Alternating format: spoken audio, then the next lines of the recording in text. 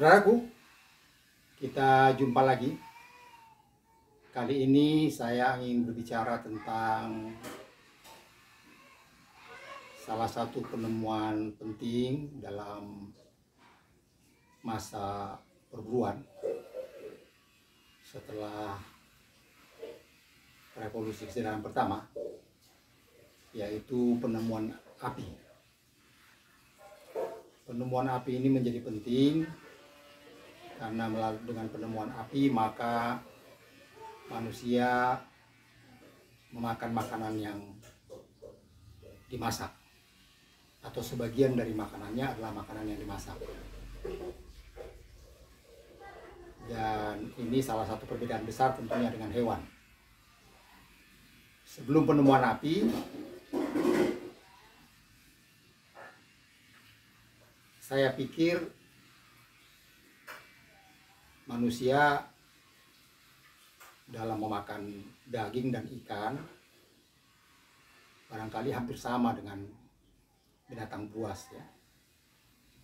Dia tidak dimasak, dimakan begitu saja, bersama dengan buah-buahan dan daun-daunan.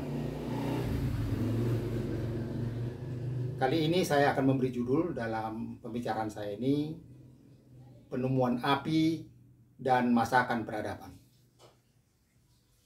Mengapa demikian? Karena memang penemuan api ini membuat manusia itu menjadi beradab. Dia mulai beradab, minimal dilihat dari makanannya. Dia tidak memakan daging lagi berdarah-darah, tetapi membakar daging tersebut atau memasaknya di dalam bambu dan lain sebagainya. Oleh karena itu, beberapa hari yang lalu saya katakan, saya cenderung menyatakan bahwasanya alat yang ditemukan pertama kali oleh manusia adalah api. Apakah api ini ditemukan dengan sengaja? Besar kemungkinan tidak. Bisa jadi api ini ditemukan dengan tidak sengaja, misalnya petir menyambar, membakar hutan, dan kemudian banyak hewan-hewan yang terbakar dan mereka mencoba memakan dagingnya dan ternyata enak. Atau manusia di tempat lain misalnya memukul-mukul batu dan kemudian terjadi percikan bunga api, membakar semak belukar dan seterusnya, membakar hewan dan seterusnya. Temuan api ini fungsinya banyak, selain untuk memasak, membakar makanannya, memasak makanannya, juga bisa digunakan untuk mengusir hewan buas. Malam hari mereka membuat api unggun, membuat binatang buas takut datang. Selain itu juga menghangatkan udara. Saudaraku, sampai sekarang kita masih melihat peninggalan-peninggalan masakan yang sudah terjadi sejak masa berburu. Misalnya masak bambu di Toraja. Masak bambu di Toraja itu yang dimasak di dalam bambu tersebut daging dan sayur-sayuran. Kita ketahui daging dan sayur-sayuran ini adalah makanan di masa berburu. Pada waktu itu manusia belum memakan biji-bijian, belum mengenal beras atau gandum. Mereka masih berburu, menemukan daging hewan, mengambil dagingnya, menemukan daun-daunan. Oleh karena itu saya berpendapat masakan bambu yang ada di Toraja itu, saya pikir telah dimulai sejak masa berburu. Dan kalau masa berburu itu sudah ratusan ribu tahun yang lalu, berarti masakan bambu ini juga sudah sangat lama. Begitu juga dengan masakan bakar batu misalnya di Papua. Saya kira bakar batu di Papua ini juga telah dimulai sejak masa berburu. Pada masa berburu itu, manusia belum bertani biji-bijian, padi misalnya atau gandum. Pada masa berburu juga manusia belum bisa membuat priuk tanah atau kuali dari tanah, apalagi dari logam. Oleh karena itu, saya pikir ini suatu temuan yang jenius juga. Mereka membuat api unggun dan kemudian di samping api unggun diberdirikan barangkali jarak 10 cm atau 5 cm atau 15 cm bambu yang diisi dengan daging, sayuran, dan kemudian ditambahkan air. Saya kira ini suatu temuan yang pada waktu itu, pada waktunya dulu tentu suatu temuan yang jenius ya. Di Sumatera kita menemukan lemang. Lemang itu sudah menggunakan ketan atau beras. Jadi besar kemungkinan lemang dan ketan ini mulai dibuat itu setelah revolusi pertanian. Setelah kita bertani biji-bijian, menghasilkan dan kemudian masaknya dalam bambu.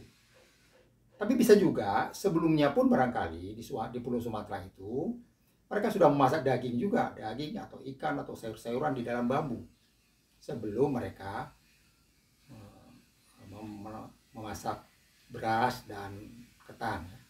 Artinya bisa jadi yang terjadi di Sumatera itu pun masakan bambu tersebut telah dimulai juga sejak masa berburu. Saudaraku, inilah contoh-contoh perkembangan peradaban manusia. Saya ingin mengatakan peradaban manusia itu tidak muncul tiba-tiba manusia menjadi pintar, tidak.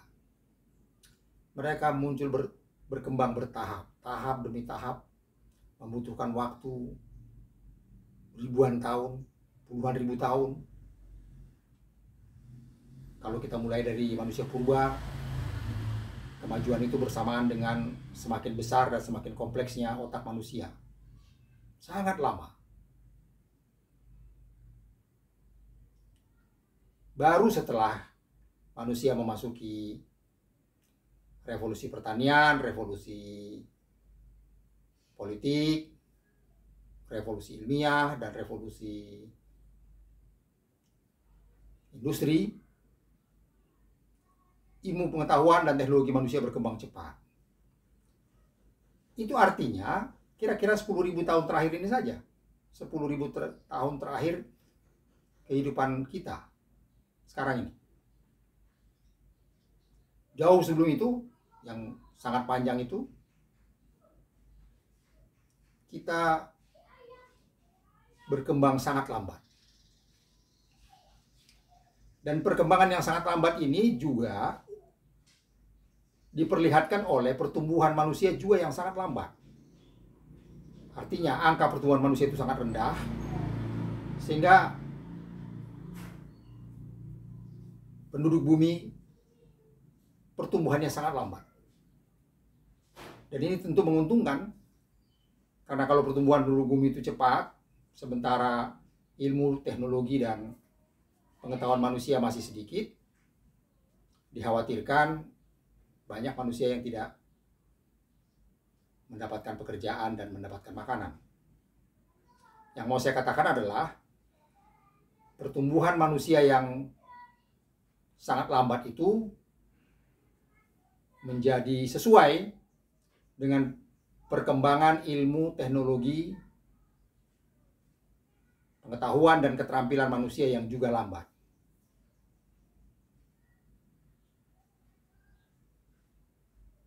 Itulah saudaraku, penemuan alat yang menurut saya sangat fenomenal dan sangat strategis, yaitu manusia purba pertama kali menemukan api. Setelah menemukan api, mereka membuat masakan yang saya katakan tadi, masakan peradaban. Masakan yang dalam bambu atau bakar batu, atau barangkali juga bakar daging seperti yang dilakukan orang membakar sate sekarang. Bisa jadi dulu manusia membakar daging juga. Tentu barangkali tidak ditusuk-tusuk seperti sate sekarang. Karena pada waktu itu saya kira manusia cukup banyak memakan daging karena mereka berburu, masa berburu. Pada waktu itu belum memakan nasi. Saudaraku, itulah yang ingin saya katakan. Di masa lalu, sesuatu yang kita lihat sekarang biasa-biasa saja, yaitu api dan masak bambu, bakar batu, bakar sate, dan lain sebagainya. Ternyata itu adalah penemuan manusia yang sangat strategis pada waktu itu dalam kerangka perkembangan peradaban manusia. Sampai di sini dulu saudaraku. Terima kasih untuk perhatiannya. Sampai jumpa lagi di lain kesempatan. Terima kasih.